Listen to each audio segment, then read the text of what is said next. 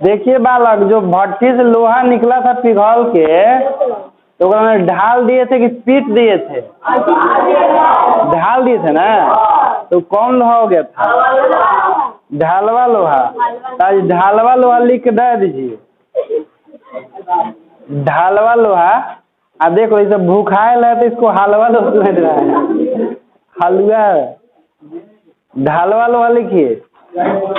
यह लोहा भट्ठी से निकली हुई लोहा होती है। यह लोहा भट्ठी से निकली हुई, यह लोहा भट्ठी से निकली हुई लोहा होती है। निकली हुई लोहा होती है जिसमें कुछ अशुद्धियां मिली हुई होती है। जिसमें कुछ अशुद्धियां मिली हुई होती है। मिली हुई होती है, जिसे स्पंजी या नरम लोहा भी कहते हैं। जिसे स्पंजी या नरम लोहा भी कहते हैं। स्पंजी या नरम लोहा भी कहते हैं। जैसे भट्टी में से निकाल के जो ढाल दिया गया ना, तो उसको नरम लोहा ही बोला जाता है। ठीक ना। चलिए अगला लिखिए, पिटवा लोहा। पिटवा लोहा। पिटवा लोहा लिखो ना। तो हथौड़ी लिया क्या है? जैसे ढालवा लोहा निकल गया भट्टी से ना, तो उसी को बाहर निकाल के गर्म करके दोबारा पीटा जाता है, तो उसमें से अशुद्धि निकलता है। जैसे कि जाते हुए कहीं पर खुरपी हंसुआ बनवाने, तो देखते हैं वहाँ पर गर्म करके फिर से पूरा एकदम पीटता है, तो देखते हैं पपड़ी लेकर निकलता है ना गर्म से। तो वही ना, खूब पीटने के बाद रुका हो जाता है, अशुद्धि बाहर निकल जाता है। तो खूब पीट देला पर के बाद पिटवल हो जाता है गर्म करने के बाद। हाँ लिखिए, इस लोहा में अशुद्धि लगभग नहीं के बराबर होती है। इस लोहा में अशुद्धि लगभग नहीं के बराबर होती है। लगभग नहीं के बराबर होती है, क्योंकि ढालवा लोहा को गर्म करके,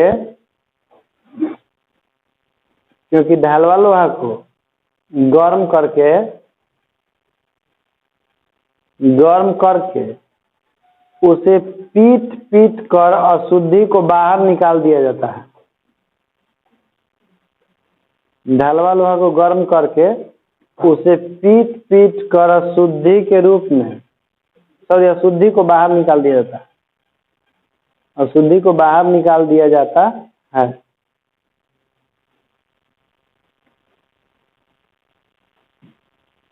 बाहर निकाल दिया जाता है,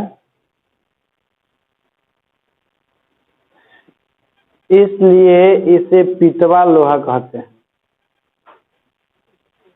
इसलिए इसे पिटवा लोहा कहते हैं।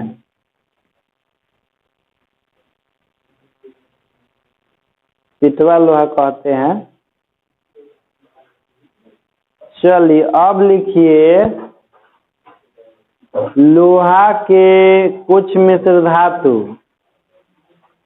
लोहा के कुछ मिश्र धातु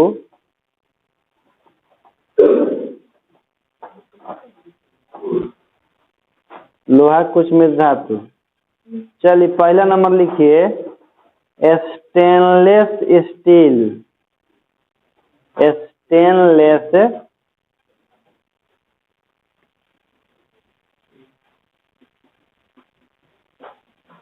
स्टेनलेस स्टील डह देकर लिखिए उसमें। इसमें लोहा 73%, क्रोमियम 18%, इसमें लोहा 73%, क्रोमियम 18%, निकेल 8%, निकेल 8%, कार्बन 1%,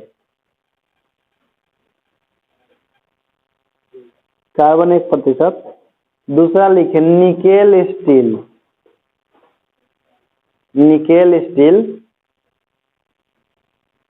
लिखिए, इसमें Fe 97% और निकेल 3% होता है। इसमें Fe माने कि लोहा, इसमें लोहा 97% और निकेल 3% होता है।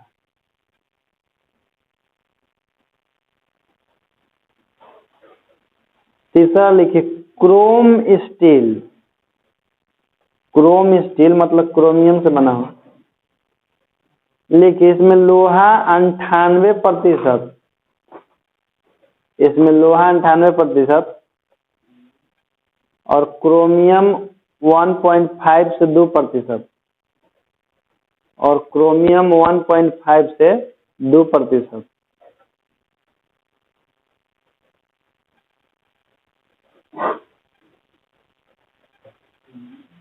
अब लिखिए टंगस्टन स्टील, अगला टंगस्टन स्टील लिखिए, इसमें लोहा 94%, इसमें लोहा 94% तथा टंगस्टन 6% होता है, टंगस्टन 6% होता है।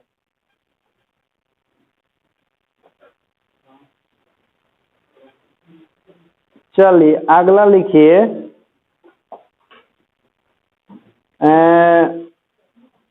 लिखिए टॉपिक विभिन्न प्रकार के लोहा में, विभिन्न प्रकार के लोहा में कार्बन की मात्रा, विभिन्न प्रकार के लोहा में कार्बन की मात्रा,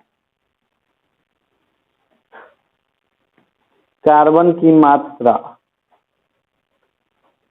लिखिए ढलवा लोहा में कार्बन की मात्रा 2 से 5% होती है, ढलवा लोहा में कार्बन की मात्रा 2 से 5% होती है, 2 से 5% होती है। पहला नंबर देख लीजिएगा, 2 से 5% होती है। दूसरा नंबर लिखिए, पिटवा लोहा में कार्बन की मात्रा, पिटवा लोहा में कार्बन की मात्रा 0.12 से 0.25%, 0.12 से 0.25%, 0.25% होती है। तीसरा लिखिए, इस्पात में कार्बन की मात्रा, इस्पात में कार्बन की मात्रा 0.25 से 1.5% होती है, 0.25 से 1.5% होती है। देखिए तो सबसे अधिक लोहा, सबसे अधिक कार्बन कितना में है? सबसे अधिक ढलवा लोहा में कार्बन है और सबसे कम कार्बन कितना में? एक ऑब्जेक्टिव क्वेश्चन आता है, नोट करके लिख लीजिए। सबसे अधिक कार्बन की मात्रा ढलवा लोहा में, सबसे अधिक कार्बन की मात्रा ढलवा लोहा में, नोट लिखिए, सबसे अधिक कार्बन की मात्रा ढलवा लोहा में, ढलवा लोहा में, और सबसे कम कार्बन की मात्रा पिटवा लोहा में होता है। सबसे कम कार्बन की मात्रा पिटवा लोहा में होता है, पिटवा लोहा में होता है।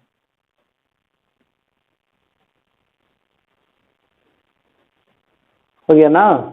अब देखो जैसे कि ये सब मिश्र धातु न है, अब मिश्र धातु कैसे बनाया जाता है? तो दो धातुओं को पिघला करके आपस में मिला दिया जाता है, या दो धातु में, धातु में कोई अधातु भी मिला दिया जाता है तो उससे जो कठोर जो नया मटेरियल बनता है ना, तो पहिलका से क्या होता है, तो जितने अधिक कठोर लोहा बनाना होगा ना, तो उसमें कार्बन की मात्रा उतने बढ़ाते चल जाएगी, लोहा उतने धीरे धीरे क्या होते जाएगा, कठोर होते जाएगा। तो पहले के जमाना में भी आदमी के मिश्र धातु के ज्ञान था, क्योंकि पहले के जमाना में कांसा का सिक्का मिलता था ना, चाहे पहले के जमाने में सुनते होंगे तलवार ऐसे बनाता था कि एक बार मारता था तो घोड़ा सहित आदमी काट देता था। केकर तलवार? महाराणा प्रताप। 40 किलो की 80 किलो खाली वो तलवार था, 81 किलो तलवार था ना। सोच लो उतना भारी जाता था, तो वो लोग कैसे बनाते थे लोग? उन लोग के ऐसा तलवार रहता, उस समय मिश्र धातु को उस समय उन लोग के ज्ञान था, उस समय उन लोग के मिश्र धातु ज्ञान था, तबे तो इतना कठोर कठोर तलवार बनाते थे। कार्बन की मात्रा जैसे ही उसमें बढ़ाया जाता है, लोहा कठोरता क्या होता है, बढ़ जाता है, उससे बनता है तलवार। दम महाराणा प्रताप मारते थे एक बार घोड़ा सहित।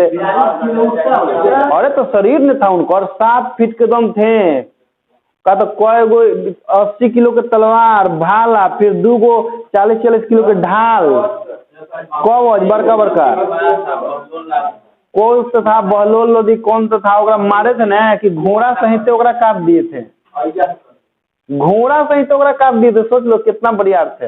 अब हम लोग के लगेगा अभी के जमाने में ना कि ऐसा कैसे हो सकता है, उतना बढ़िया आदमी कैसे हो सकता है? हो सकता है, क्योंकि जैसे जैसे समय बढ़ रहा है, आदमी का शक्ति और साइज तरीका हो रहा है। एक समय में ऐसा आएगा ना कि कोई कहेगा नहीं कि एक हाथ से हम तो इसे बेंचवा उठा लेते थे, तो उसे कहेगा कि ये फेंक ही था भाई। कैसे आज हम सबको लगता है, वो कहता है कि कृष्ण भगवान एगो काने उंगली पत्थर उठा पूरा पहाड़ उठा लिए थे गोवर्धन पर्वत, तो हम लोग के लगता है कि बात फेंक ही था वैसा। तो उनको भगवान कह के हम संबोधित कर दे तब जाकर विश्वास करता है। यदि इंसान करके संबोधित करेंगे कहेंगे तो विश्वास नहीं करेगा सर। नहीं, इंसान धीरे धीरे कमजोर होते जा रहा है, इसमें कोई शक नहीं है। एक समय आएगा कि देखिएगा इतना नस्ल आदमी की छोटा हो जाएगा कि कहेगा सर कि बा कितना बड़का बड़का कैसे उठा लेता था सब। जैसे पहले के जमाना के देखता बड़ा बड़ा सब बनावल गए घर महल बड़का बड़का पत्थर के, तो हम लोग अभी देखते हैं तो कहते हैं कि पत्थरवा कैसे लगैले होगा, कहते टेक्नोलॉजी नहीं था, किरान उरान सब उठावे लगी, तो सबका शरीर में ताकत न था हो उस समय आदमी के। तो अब रोक दो। हाँ, जितने अधिक कार्बन ओकरा में रहेगा उतने कठोर